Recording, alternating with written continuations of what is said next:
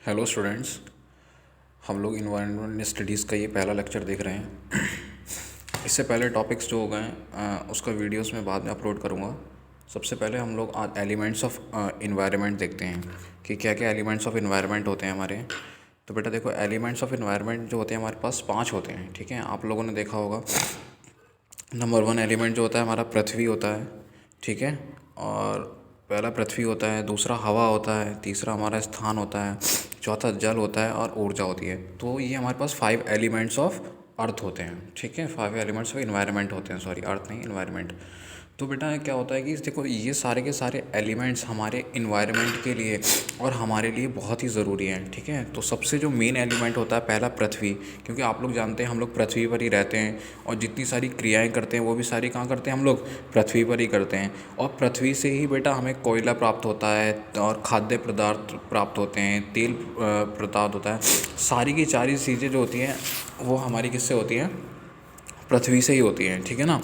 उसके बाद बेटा अपना अगला जो आता है वो आता है वाटर।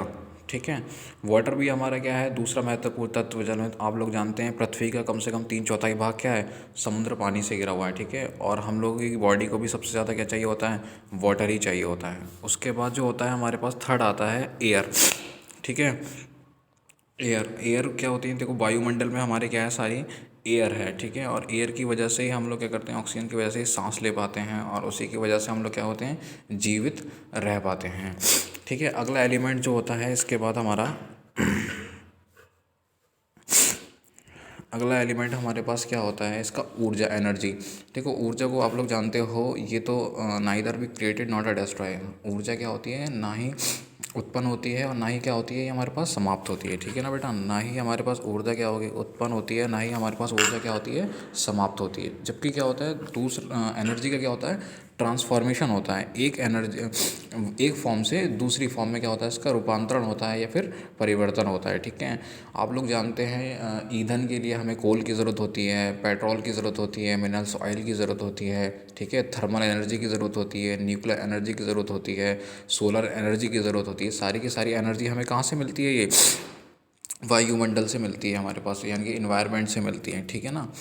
तो ये हमारे पास क्या थे, एलिमेंट्स थे इन्वायरमेंट के। तो अगर कभी भी क्वेश्चन आता है आपको कि एलिमेंट्स के अवयव लिखिए या एलिमेंट्स लिखिए इन्वायरमेंट के, तो आप 5 एलिमेंट्स के बारे में लिख सकते हैं। ठीक है, उसके बाद जो हमारे पास लास्ट होता है, उसके बाद स्पेस होता है। स्पेस का मतलब क्या होता है, देखो हर किसी को क्या चाहिए होता है, स्पेस है। आप लोग रह रहे हैं ज़मीन पर, आपको स्पेस चाहिए होता है, और भी जो जीवाणु रह रहे हैं उनको भी क्या चाहिए होता है, स्पेस ही चाहिए होता है। ठीक है, हर किसी को स्पेस की ज़रूरत होती है।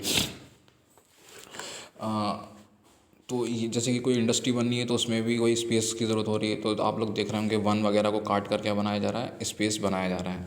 ठीक है, तो ये हमारा इसका टॉपिक था, एलिमेंट्स ऑफ इन्वायरमेंट। ठीक है, अगला जो हमारे पास आता है, इन्वायरमेंटल बैलेंस। ठीक है, देखो इन्वायरमेंटल बैलेंस में क्या होता है, आप लोग जानते हैं। देखो पर्यावरण जो है वो डिपेंड करता है एक दूसरे पर, एक दूसरे के बैलेंस पर। ठीक है ना।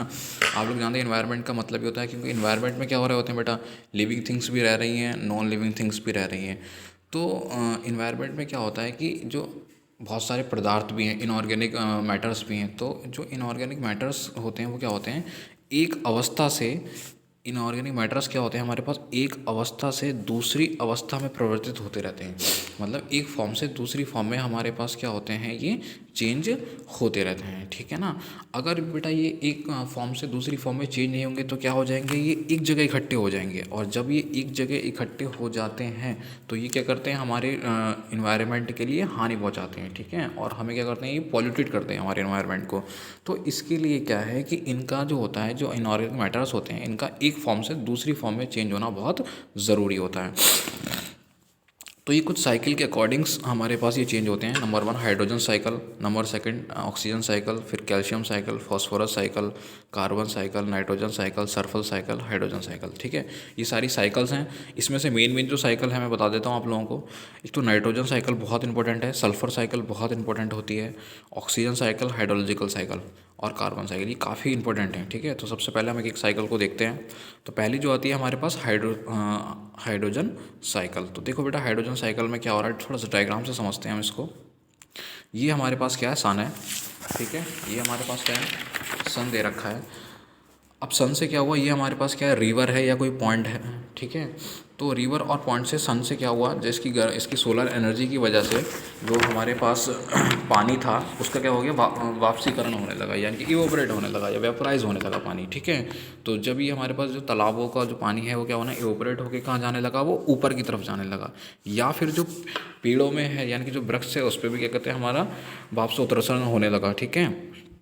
तो इस ये जो प्रक्रिया होती है, इस तरीके से जो पानी हमारा इवोपरेट होने के बाद कहाँ फॉर्म में चला जाता है, ये बादल की फॉर्म में बन जाता है। इस तरीके से ये हमारे बादल की फॉर्म में बन जाता है ये, ठीक है।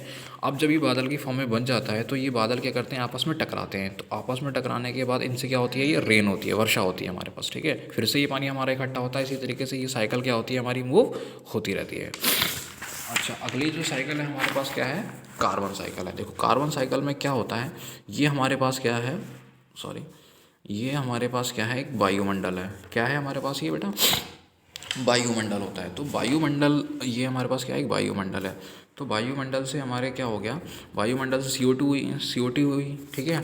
कैसे हुई, फोटोसिंथेसिस से, या प्रकाश संश्लेषण द्वारा जो होती है। ये हमारे पास क्या होते हैं, प्लांट्स होते हैं। ये कौन है, प्लांट्स हैं, लिख लेना यहाँ पर अगर मिसप्रिंट हो गया है तो।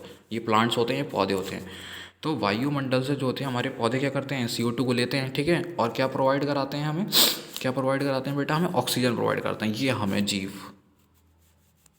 ठीक है, यहाँ पे लिख लेना जीव, ठीक है। तो जीव होते हैं। तो होता क्या है इस साइकिल के अंदर, एक बार दोबारा से देखते हैं। तो देखो हमारे पास ये वायुमंडल हो गया, ठीक है। ये हमारे पास पेड़ पौधे हो गए। तो पेड़ पौधों ने क्या किया, पेड़ पौधों ने यहाँ से एटमॉस्फेयर से CO2 को लिया, ठीक है। उसके बाद जो होते हैं पेड़ पौधे जब मर जाते हैं, मृत हो जाते हैं, तो उनका क्या होता है, अपघटन हो जाता है, ठीक है। अपघटन होने के बाद क्या हो जाता है, यहाँ से क्या होते हैं, वो जल जाते हैं। और जलने के बाद दोबारा से वो CO2 में कन्वर्ट हो जाते हैं, और फिर से वो हमारे क्या होते हैं, वायुमंडल में चले जाते हैं। या इसका एक दूसरी फॉर्म भी है। दूसरी फॉर्म क्या है, मान लो ये हमारे पास वायुमंडल था, एटमॉस्फेयर था, सॉरी बायोस्फीयर था। तो यहाँ से हम लोगों ने क्या कहते हैं, प्लांट्स ने, ये हमारे प्लांट्स हैं बेटा, इन्होंने क्या लिया, CO2 को लिया। उसके बाद क्या, उन्होंने जब CO2, प्लांट्स क्या करते हैं, पौधे CO2 लेते हैं, ऑक्सीजन छोड़ते हैं। ये हम क्या हैं, ये हम लोग हैं, जीव हैं, ठीक है। इन्होंने, जीव ने क्या कहना है, इसको लिया, हम लोगों ने सांस ली, और यहाँ से क्या छोड़ा हम लोगों ने, CO2 वगैरह छोड़ा। फिर उसके बाद जब हम लोग मर जाएंगे तो हमारा भी जलन हो जाएगा। फिर जलने के बाद फिर से वो CO2 में कन्वर्ट होकर क्या हो जाएगी, वो वायुमंडल में हो जाएगी। तो देखो क्या होता है बेटा, यहाँ लिखा भी है, ये पौधों द्वारा उत्सर्जित O2 को जीवधारी ग्रहण करते हैं, ठीक है। पौधों द्वारा O2 को क्या करते हैं, जीवधारी ग्रहण करते हैं, और CO2 निकालते हैं, ठीक है। ये लिखा हुआ है यहाँ पर, CO2 निकालते हैं, जो वायुमंडल में मिल जाती है, और फिर CO2 का संतुलन बना रहता है, ठीक है। अब अगली जो साइकिल है हमारे पास, कौन सी साइकिल है, वो ऑक्सीजन साइकिल है, ठीक है। तो ऑक्सीजन साइकिल को एक बार हम लोग देख लेते हैं अच्छे से। ये हमारा एटमॉस्फेयर हो गया, वायुमंडल हो गया। वायुमंडल से क्या हो गया, हम लोगों ने, जीव जंतुओं ने श्वसन करके, सांस लेके क्या करा, श्वसन किया, सांस लिया, ठीक है। जीव जंतु क्या करते हैं, हम लोग क्या करते हैं, O2 को लेते हैं, और किसको छोड़ देते हैं, हम लोग CO2 को क्या करते हैं, रिलीज़ कर देते हैं, छोड़ देते हैं। तो ये CO2 को क्या होते हैं, पेड़ पौधे क्या करते हैं, दोबारा से ग्रहण कर लेते हैं, ठीक है। और किसको रिलीज़ करते हैं, O2 को रिलीज़ करते हैं, और फिर O2 दोबारा से कहाँ चली जाती है, वायुमंडल में चली जाती है। और ये चक्र दोबारा क्या होता है, बनता रहता है, ठीक है। किसी को अगर कुछ भी समझ में ना आए तो वो कमेंट बॉक्स में मुझसे पूछ सकता है। अच्छा, नेक्स्ट आती है हमारे पास, कौन सी साइकिल होती है, ये नाइट्रोजन साइकिल। देखो ये इंपॉर्टेंट साइकिल है, नाइट्रोजन साइकिल इंपॉर्टेंट होती है। देखो नाइट्रोजन साइकिल में क्या होता है, ये हमारे पास क्या है, एटमॉस्फेयर है, ये हमारा, ये हमारे पास क्या है, एटमॉस्फेयर है। एटमॉस्फेयर से बेटा पेड़ पौधों के लिए N2 लिया, नाइट्रोजन ले ली, ठीक है। फिर नाइट्रोजन से लेके बाद जब पेड़ पौधे ने नाइट्रोजन ली, और उसके बाद जो हो गया, उसका प्रसार हो गया, कहाँ चला गया, एनिमल्स में, यानी कि जीव जंतुओं में उसका प्रसार हो गया, ठीक है। उसके बाद क्या होता है, पेड़ पौधे और प्लांट्स दोनों ही मृत हो जाते हैं, मर जाते हैं। तो ये जो कन्वर्ट हो जाते हैं मरने के बाद, किस में, कौन सी गैस में कन्वर्ट होते हैं, अमोनिया गैस में कन्वर्ट हो जाते हैं, ठीक है। किस में कन्वर्ट होते हैं, अमोनिया में। उसके बाद क्या करते हैं, उसके बाद जो जीवाणु हैं यहाँ पर क्या आएंगे, इसके बाद जीवाणु आते हैं, यहाँ पर जीवाणु आएंगे हमारे। जीवाणु क्या काम करेंगे, जीवाणु जो होता है इसको किस में कन्वर्ट कर देंगे, नाइट्रेट में कन्वर्ट कर देते हैं। किस में कन्वर्ट कर देते हैं, नाइट्रेट में। उसके बाद बेटा नाइट्रेट का फिर से डिकम्पोजिशन हो जाता है, और ये दोबारा से किस में कन्वर्ट हो जाती है, N2 में कन्वर्ट होकर एटमॉस्फेयर में चली जाती है। तो ये हमारे पास साइकिल क्या होती है, इसी तरीके से वायुमंडल में चलती रहती है। अगली साइकिल कौन सी है हमारे पास, कार्बन साइकिल है। ठीक है, तो कार्बन साइकिल देखो कैसे बनती हैं। आप लोगों ने देखा हो चट्टानें होती हैं, रॉक्स होती हैं, तो वो जब टूटती हैं तो उसमें जो होता है कैल्शियम पाउडर फॉर्म में मिलता है। किसकी फॉर्म में मिलता है? कैल्शियम जो होता है हमारे पास पाउडर फॉर्म में मिल जाता है। उसके बाद जो कैल्शियम हमारे पास पाउडर फॉर्म में मिलता है, तो देखो इसमें लिखा है सबसे सर्वप्रथम पृथ्वी पर उपस्थित पत्थरों के आवश्यक होता है और वह किसके? कैल्शियम की फॉर्म में हमें मिल जाता है। और जिससे क्या करते हैं हमारे पास यहाँ पर पेड़ पौधे लिख लेना, यहाँ पर क्या लिख लेना आप लोग? पेड़ पौधे लिख लेना। पेड़ पौधे उससे क्या करते हैं? ग्रहण करते हैं। ठीक है, पेड़ पौधे का ग्रहण करते हैं। उसके बाद उससे क्या करते हैं? पेड़ पौधे से ये कहाँ चली जाती है? यहाँ पेड़ पौधे होगा, यहाँ पर कौन आ गए? जीव जंतु। यहाँ पर आप लोग लिख लेना जीव जंतु। ठीक है, यहाँ पर आप लोग क्या लिख लेना? जीव जंतु।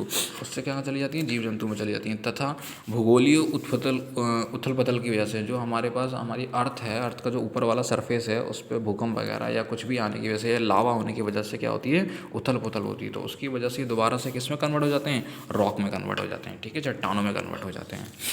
ठीक है, नेक्स्ट जो साइकिल है हमारे पास वो कौन सी साइकिल होती है? सल्फर साइकिल है। तो देखो ये भी बहुत इंपॉर्टेंट साइकिल होती है सल्फर साइकिल। देखो सल्फर साइकिल में क्या होता है? सबसे पहला हमारा एटमॉस्फेयर हो गया, वायुमंडल हो गया, यहाँ से सल्फर आया। सल्फर को किसने लिया? पेड़ पौधों ने लिया। पेड़ पौधों से सल्फर को किसने लिया? सल्फर जीव जंतु में पहुंचा। उसके बाद कुछ ना कुछ उसमें भौगोलिक उत्पतल हुई और उस भौगोलिक उत्पतल होने की वजह से क्या हो गया? उसमें उसको जलाया गया। उसमें क्या जीवाश्म ईंधन की तरह, और जो जलाने के बाद क्या हो गया? वो फिर दोबारा से वायुमंडल में मिल गया। तो देखो होता क्या है,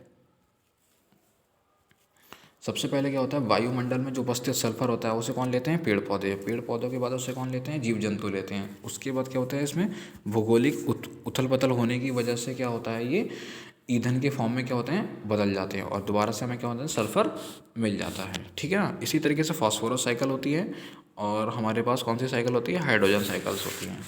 ठीक है, हाइड्रोजन साइकिल को एक बार देख लेते हैं हम लोग। हाइड्रोजन साइकिल क्या होती है? देखो हाइड्रोजन साइकिल में जल के अणु घटक के रूप में हाइड्रोजन का स्रोत जलमंडल में है। ठीक है, आप लोग जानते हैं कि हाइड्रोजन कैसे बनता है? H2O। पानी होता है हमारे पास, तो पानी में हमारे पास हाइड्रोजन का कंपोनेंट होता है और किसका कंपोनेंट होता है? ऑक्सीजन का कंपोनेंट होते हैं। ये दोनों कंपोनेंट्स होते हैं हमारे पास। ठीक है बेटा, तो इसमें क्या होता है? फोटोसिंथेसिस प्रोसेस द्वारा जैसे कि जो H2O है, जब उसकी रिएक्शन होती है तो उसमें हमारे पास क्या क्या होता है? एक H2 मिलता है हमको और साथ में क्या मिलती है? ऑक्सीजन गैस मिलती है। जैसे कि मैं बताता हूँ आपको। सपोज करिए ये हो गया 2H2O इज़ कन्वर्ट किस में हो जाएगा बेटा? H2O2 और ऑक्सीजन गैस रिलीज हो जाएगी। इसको बैलेंस कर देंगे क्योंकि 4 हाइड्रोजन के कंपाउंड हो रहे हैं। तो क्या होगा कि फोटोसिंथेसिस के द्वारा जो होती है हाइड्रोजन सजीव जगत में आती हैं और ये किस प्रकार से आती है? वो इस प्रोसेस से आती हैं। ठीक है ना, ये हमारे पास इसमें सारा प्रोसेस चलता रहता है।